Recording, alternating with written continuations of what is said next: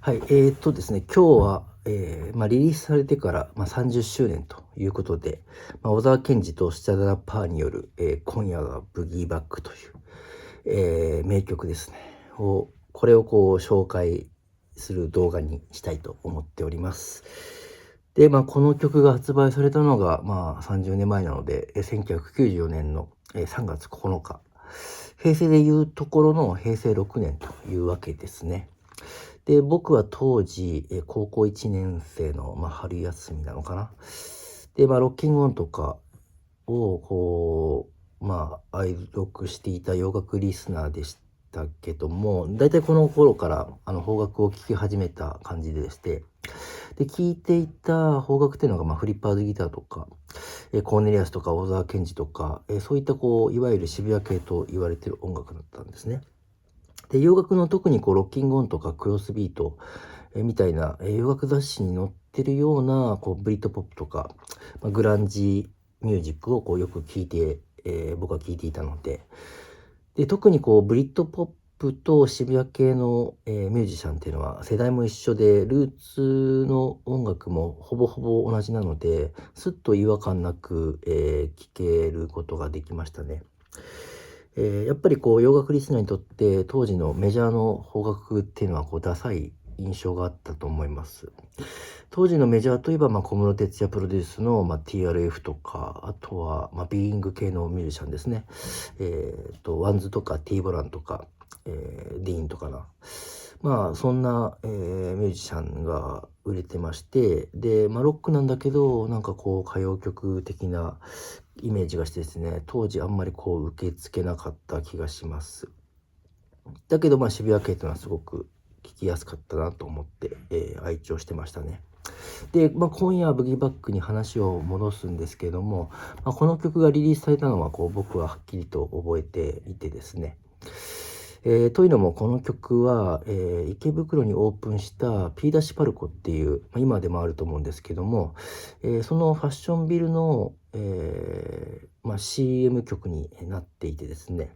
でその CM が結構テレビで流れていて、それで知った気がします。で、そのビジュアルっていうかポスターとか、CM にも出てたと思うんですけども、小沢健二とスチャダラッパーですね。が、このコラボして、曲を出すんだと。で、かかってる曲なんだということで知りましたね。なんだけど、当時聞いた印象としては、不思議な曲だなという感じです。小沢健二のファーストアルバムの犬は吠えるが、キャラバンは進むっていうのは愛聴していたので、クールでスノビッシュな雰囲気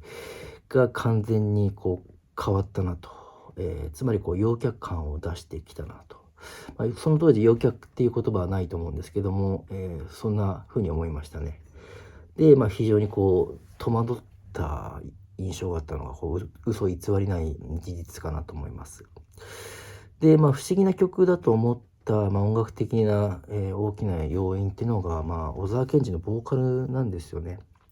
で、小沢健二のボーカルって洋楽的じゃないんですよ。白人的じゃないというか。小山田圭吾に比べるとね、わかりやすいんですけど、声がベタっとしていて、湿度が高い感じなんですね、小沢健二のボーカルは。で、反対に小山田圭吾のボーカルは、逆にカラカラと乾いていて、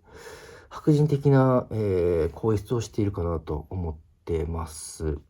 洋楽リスナーも違和感なく、聴けるような、ボーカルかなと。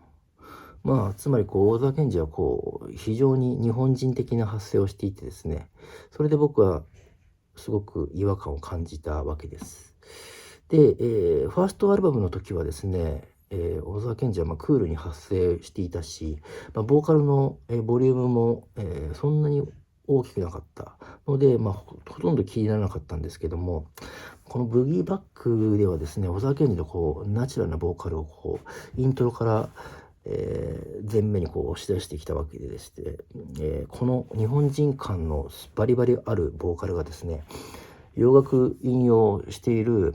歌メロとかトラックに乗っているっていうのが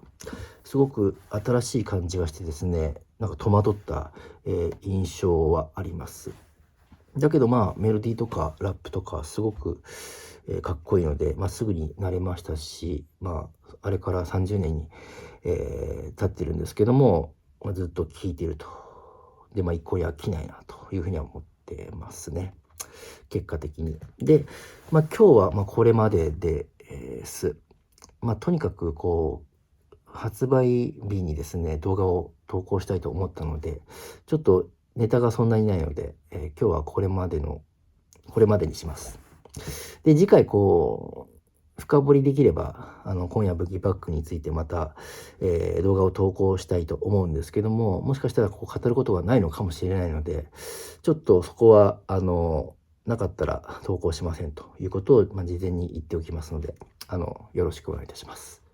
では、ありがとうございました。失礼いたします。